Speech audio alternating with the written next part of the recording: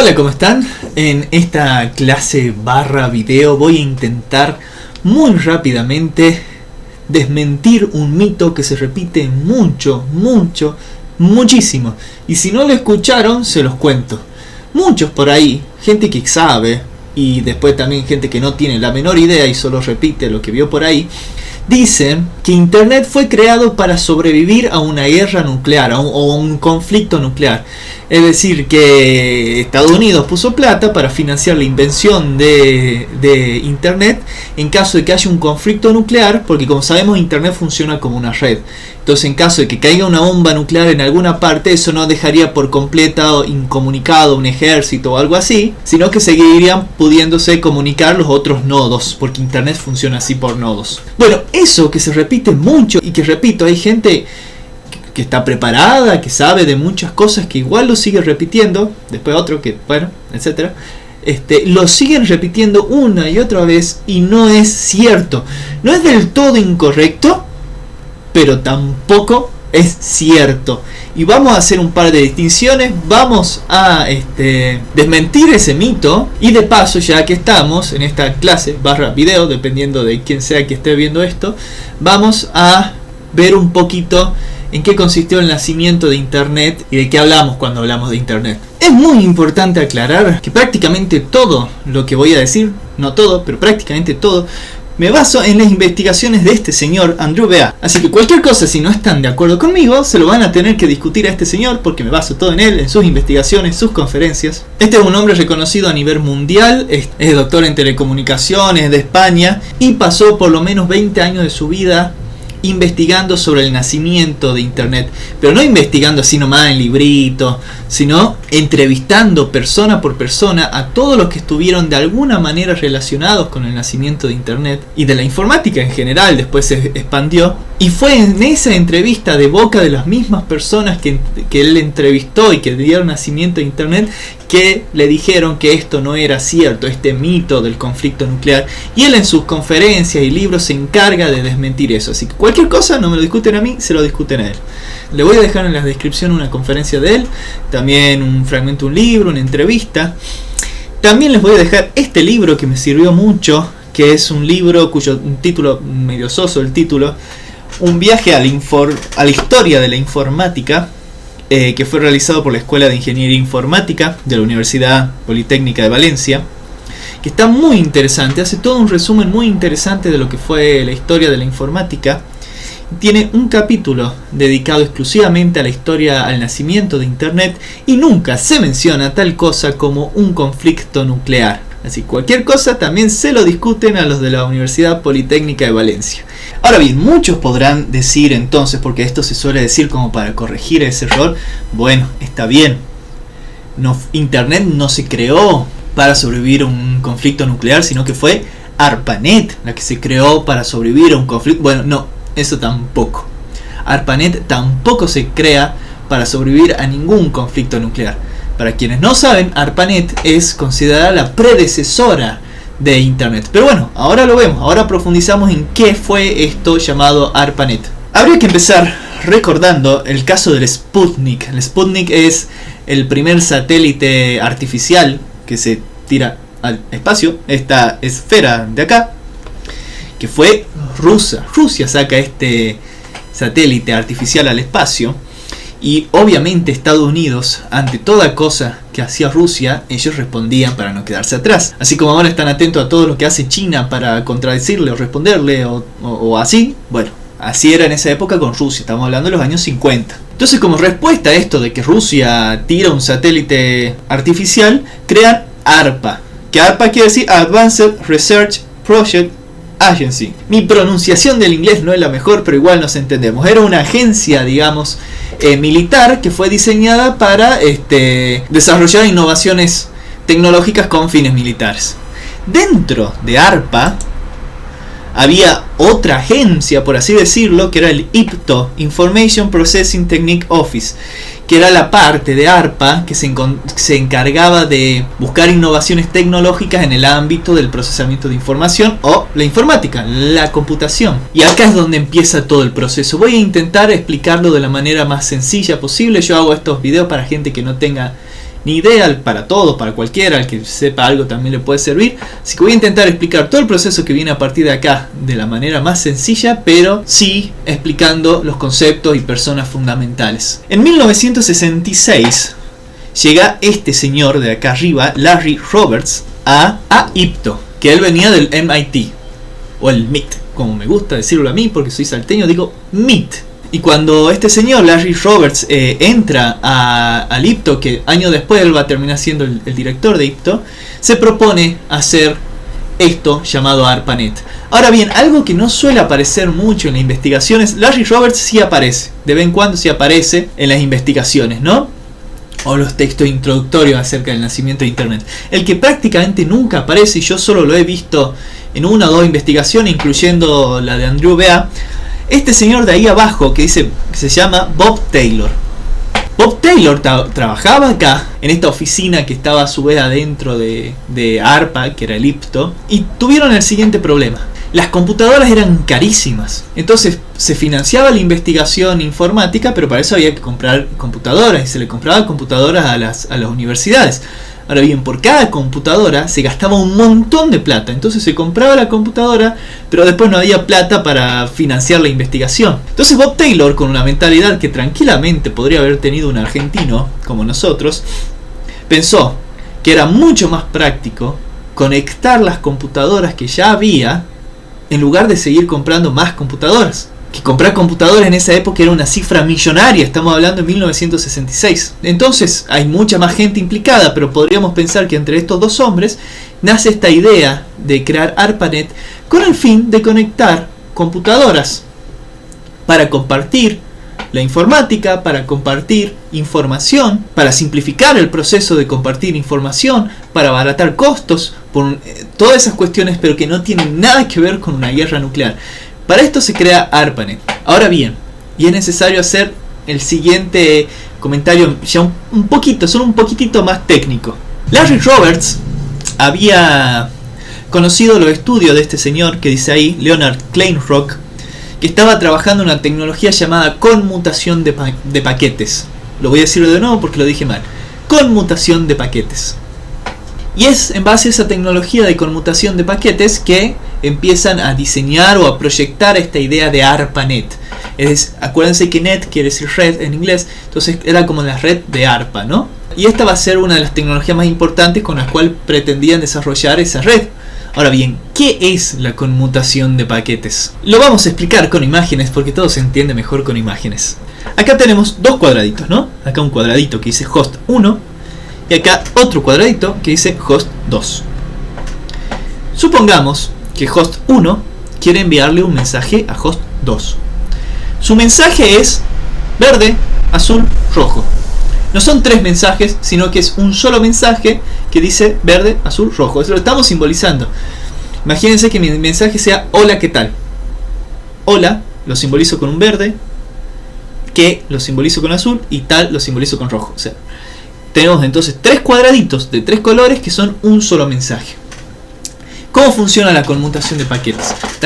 La conmutación de paquetes no envía ese mensaje todo junto, sino que lo divide en partes, en un montón de partecitas, las distribuye por diferentes lugares y después las reúne y las vuelve a unir en el destinatario, al que tiene que recibir el mensaje. Imaginemos que queremos mandarle una carta a la persona amada, una carta en papel, y la carta se destroza en medio del pedacito, viaja por diferentes lugares del universo y se vuelve a juntar todos los pedacitos en donde está la persona amada. Una cosa así funciona. Lo veamos con movimiento. Presten atención a los tres cuadraditos. Presten atención. Veamos cómo se van a empezar a mover los tres cuadraditos. Miren. Y los tres cuadraditos se dividen y van por diferentes formas, digamos, y por diferentes trayectos dentro de la red. Se subdividen y después se vuelven a unir cuando llegan al destinatario. Básicamente eso es explicado de manera muy sencilla la conmutación de paquetes, y así con esa tecnología se estaba diseñando esta cuestión llamada ARPANET. Ahora bien, en 1967 Larry Roberts va a dar una conferencia y presenta este proyecto que estaba armando, ARPANET, que funcionaba en base a la conmutación de paquetes, que a su vez estaba basada en los estudios de Leonard Kleinrock. Y ahí se entera que había otra organización, la NPL, la National Physical Laboratory de Londres, trabajando también en lo mismo, en la conmutación de paquetes. Pero a su vez también se enteran que había otro sujeto para otra organización trabajando también, investigando, no se conocían entre ellos, con la tecnología de la conmutación de paquetes. Y acá es donde nace el mito. Este otro sujeto, este tercer sujeto, fue Paul Baran, que fue un gran científico, obviamente, que hizo un gran aporte a la historia de Internet y de la informática, pero a él le debemos un poquito el mito ¿no? Porque Paul Baran estaba trabajando con la conmutación de paquetes para una organización llamada RAND, y en esa organización, sí, al parecer, Paul Baran estaba investigando la conmutación de paquetes pensando en un supuesto conflicto nuclear. Pero solamente Paul Baran en esa organización. Después se hicieron muy famosos los testimonios de Paul Baran y se terminó creyendo que Internet fue creada para un conflicto nuclear. Pero como vemos, no fue estrictamente así. A ver, lo organicemos un poquito. Al mismo tiempo, 3 organizaciones estaban trabajando en la investigación con conmutación de paquetes. La NPL, la IPTO, también puse MIT porque Larry Roberts venía del MIT, y la RAND, donde estaba Paul Baran. De esas 3 organizaciones, solo esta, Paul Baran, es la que estaba trabajando en la conmutación de paquetes pensando en un hipotético conflicto nuclear. Y aparte hay que agregar que la conmutación de paquetes es una tecnología fundamental para Internet, pero no es la única. O sea que quiere decir que solo uno de los hombres que estaba trabajando en una de las tecnologías que más tarde harían Internet tenía algo que ver con un conflicto nuclear.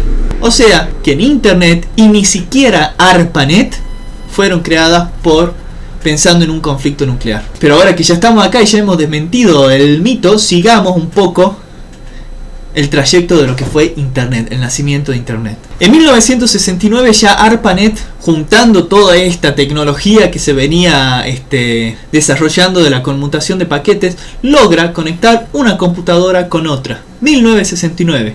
Logra conectar una computadora en la Universidad de California con otra computadora en la Universidad de Stanford y logra mandarle un mensaje. Ahí podríamos pensar, en octubre de 1969, que nace ARPANET. A modo de curiosidad, ¿cuál fue el primer mensaje que transmitió ARPANET entre la Universidad de California y la Universidad de Stanford? Bueno, esto sí es muy conocido, esto sí se suele nombrar mucho.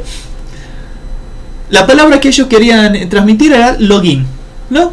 Entonces, escribieron la L en California, Stanford la recibió perfectamente, escribieron la O, la recibieron perfectamente, escribieron la G y se tildó el sistema. Así que a las 3 letras se tildó la primera transmisión de ARPANET. Pero bueno, fue el primer paso. Ahora bien, esto es el nacimiento de ARPANET. ¿Es lo mismo hablar del nacimiento de ARPANET que de Internet? Se imaginarán que la respuesta es no. ¿Y por qué? ¿Cuál es la gran diferencia? ARPANET era una red e Internet no es una red. Internet, como dice ahí, es una red de redes. Son muchas redes juntas. ARPANET es simplemente conectar computadoras entre sí. Internet es conectar redes entre sí que a su vez están conectando computadores y servidores y toda una cosa mucho más grande. Tuvieron que después venir estos 2 sujetos en la década de los 70, Vint Cerf y Bob Kahn, a inventar algo que logró cambiar mucho las cosas. Vint Cerf es este señor elegante de barba, que suele ser el más famoso, que dicho sea de paso el que le hace el prólogo a la tesis de doctorado de Andrew Bea, el que me estoy basando yo en las investigaciones. Y Bob Kahn, que suele ser menos conocido y parece que el fotógrafo lo sabía porque lo puso más chiquitito al fondo, es este de acá. Muchos consideran a Vint Cerf y a Bob Kahn los padres de Internet. ¿Y por qué? Ellos crean el protocolo TCP/IP, como están viendo ahí. Para no complicarles la vida, para los informáticos ya lo saben, para quienes no lo sepan, para no complicarles la vida, es una especie de ingeniería informática que logra hacer que se conecten redes entre sí. Porque en este momento existían 3 principales redes. Teníamos ARPANET, que era una red que funcionaba por tierra. Teníamos la PAC RadioNet, o también conocida como PRNet, que como lo dice el nombre, funcionaba por radio. Y teníamos la SATNet, que funcionaba por satélite. ¿Qué es lo que hacen? Vint Cerf y Bob Kahn, al inventar el TCP/IP, estos protocolos, logran hacer que esas tres redes se conecten entre sí. Y ahí sí, señoras y señores, podemos hablar de Internet. Porque Internet en inglés es como la abreviatura de redes interconectadas. Porque justamente Internet consistió en interconectar estas tres redes: ARPANET, la PERNet y la SATNet. Entonces vean, ARPANET fue solo una parte de lo que más tarde fue Internet. Hay Internet cuando se crean estos protocolos, esta tecnología, digamos, que logra conectar estas tres redes. Y estamos hablando de 1977, por eso muchos consideran que Internet nace en esta época, en 1977. Pequeña curiosidad, estuvieron a punto de llamarle Catenet. Hoy posiblemente podríamos estar hablando de Catenet en lugar de Internet. ¿Por qué Catenet? Porque le iban a llamar algo así como redes concatenadas. Que concatenar quiere decir algo así como entrelazar, encadenar, relacionar, digamos. Pero no, terminó llamando Internet, que creo que suena mejor que Catenet. Entonces ahora bien, técnicamente podemos hablar de Internet, pero todavía no es Internet en la manera en que nosotros la conocemos ahora.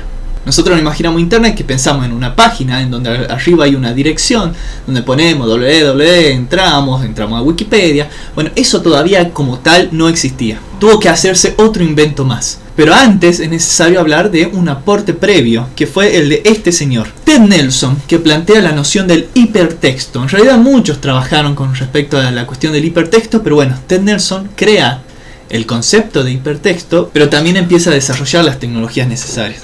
A mí me encanta mencionarlo a Ted Nelson porque fue tanto un filósofo o ensayista como un informático, se dedicó a las dos cosas. Entonces el hipertexto fue una invención tanto conceptual, filosófica para él, como técnica. ¿Qué es el hipertexto? El hipertexto es el link. Piensen en el link, así de simple. El hecho de que entremos a una página de internet y tengamos un link que nos lleve a otra página y después que nos lleve un video y dentro de ese video nos puede llevar una imagen, toda esa interconexión, el enlace es el hipertexto. Estoy simplificando muchísimo, obviamente, ¿no? Y es interesante lo que dice Ted Nelson, esto lo dice en un libro llamado Dream Machines, que básicamente, digamos, sintetizando, él buscaba el hipertexto como una forma de liberación, como una forma de liberar al lector. Porque ¿qué pasa con el libro? El lector sigue la estructura del texto que ha determinado el escritor del texto. El lector no puede armar su propia estructura o su propia organización del texto. Tiene que hacer, sí o sí, el recorrido que le impone el escritor, que le impone el libro. Cambio con el hipertexto, y esto nosotros ya lo sabemos, con internet uno sigue el recorrido que quiera. Podés empezar a leer en la página de Wikipedia, pero de ahí te va un link y de ahí a otro y a otro y a otro. Y vos como lector haces tu propio recorrido.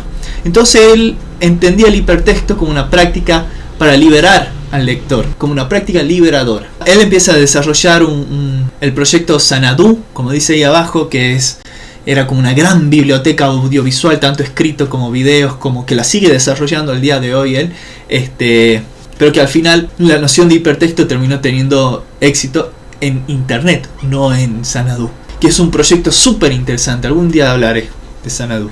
Ahora bien, tiempo después vino este señor del que ya he hablado muchas veces en otras clases, en otros videos, pero no importa, lo voy a seguir mencionando siempre que sea necesario, que es Tim Berners-Lee.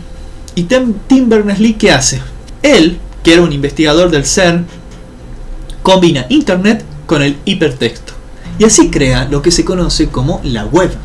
Porque no es lo mismo decir internet que decir la web. Internet es toda esta maraña de cosas, información, servidores que están conectados hasta de manera satelital, radial, por cable, las cuentas bancarias, todo. Nosotros no tenemos acceso a todo eso. Nosotros lo que tenemos acceso día a día, cuando entramos a YouTube, cuando entramos a las redes sociales, es a la web. Este sistema, la web, lo inventa Tim Berners-Lee combinando internet con el hipertexto. Básicamente la web, ¿vieron cuando ustedes arriba en la página de internet les aparece http www? Bueno, eso es, por así decirlo, para simplificarlo mucho, el invento de Tim Berners-Lee. Él hace una ingeniería informática que hace que todo esto que ya existía en internet sea accesible. y lo hace combinando. Es muy interesante porque en la cultura hacker siempre esto aparece una y otra vez. Los inventos se crean combinando otro invento, fusionando cosas. Mientras que a nivel social siempre nos hemos caracterizado por intentar dividir y separar. Vos sí, vos no, yo sí, vos no, tal cosa sí, tal cosa no. Ah, no, tal cosa no se puede juntar con tal otra. En la cultura hacker, sin embargo, todo pasa de otra forma. Pasa uniendo, fusionando, como gusta a mí decir, desviando las cosas y experimentando a ver qué sale de esas uniones. También es muy interesante una cita que vivo diciendo, lo voy a dejar el link en la descripción, que Tim Berners-Lee que dice que creó esto, hace este invento, no como un juguete técnico, sino por una cuestión social, para ayudar a la gente a trabajar junta. Dicho sea de paso, Tim Berners-Lee libera, o sea que da gratuitamente este invento que hace accesible a todos a Internet. Se podría haber hecho rico o no, no lo sabemos, pero lo que sí sabemos es que si él no lo hubiese liberado, Internet o no existiría o sería diferente de lo que hoy es. Ahora bien, todavía es necesario hablar de un pasito más para poder hablar de los comienzos de Internet. Tim Berners-Lee diseña toda esta tecnología y diseña su propio navegador web para acceder a Internet, pero hay un problema. Ese navegador web funcionaba solamente en estas computadoras, porque él diseña todo esto en estas computadoras, que eran las computadoras Next. Por si no saben, cuando Steve Jobs fue expulsado de su propia empresa de Apple, que después volvió, pero en el medio, creó una empresa llamada Next, que hacía estas computadoras, que era un cubo negro, y es un cubo negro. En esta computadora diseña la web Tim Berners-Lee. Pero a ver qué pasa. El navegador web, cuando digo navegador web, piensen seguramente usan Google Chrome. Si son mejores personas, usan Mozilla o Brave. Pero bueno, es la forma de acceder, ¿no? El navegador que él crea funcionaba solo en estas computadoras. Entonces, cuando se empieza a hacer mucho más masivo y mucho más utilizado su invento, es cuando se crea Mosaic. Mosaic fue un navegador web, pero ya funcionaba en los tres principales sistemas operativos. En Windows y Mac, con perdón de la expresión, y en Unix. No digo todavía Linux, porque Linux como tal no existía, no estaba desarrollado, pero Linux está basado en Unix, así que bueno, estábamos en los principales sistemas operativos, funcionaba. Entonces esto hace que sea muchísimo más accesible. Con el tiempo, Mosaic se convierte en Netscape. Quizás esa palabrita ya la escucharon. Si son jóvenes, posiblemente sus padres han utilizado Netscape, que por mucho tiempo fue el navegador más exitoso, hasta que vino Internet Explorer de Microsoft y lo destrozó, y como sabemos después llegó Google Chrome y destrozó Internet Explorer. Entonces acá terminamos este repaso, que intenté hacerlo lo más sintético posible. Obviamente hay muchos conceptos, cosas que quedaron afuera, pero lo esencial está para pensar, primero para desmitificar y desmentir que Internet haya sido creada por un conflicto nuclear. Internet, primero, que no fue creado de un día para el otro por una sola persona. Fue creado por muchas personas a lo largo de muchos años, pero que en el fondo lo único que buscaban era conectar a las personas, compartir, mejorar nuestra experiencia, liberarnos, etcétera, etcétera. De ahí a que después Internet funcionó o funciona para otros fines, bueno, ya lo sabemos. Pero me parecía interesante hacer esa distinción. Así que bueno, hasta acá termino con este súper resumen. Nos vemos la próxima. Todos los contenidos de este canal están realizados al 100% con software libre y tienen licencia Creative Commons atribución. Es decir, que podés usar los contenidos y distribuirlos como quieras y no te voy a ir a reclamar nada.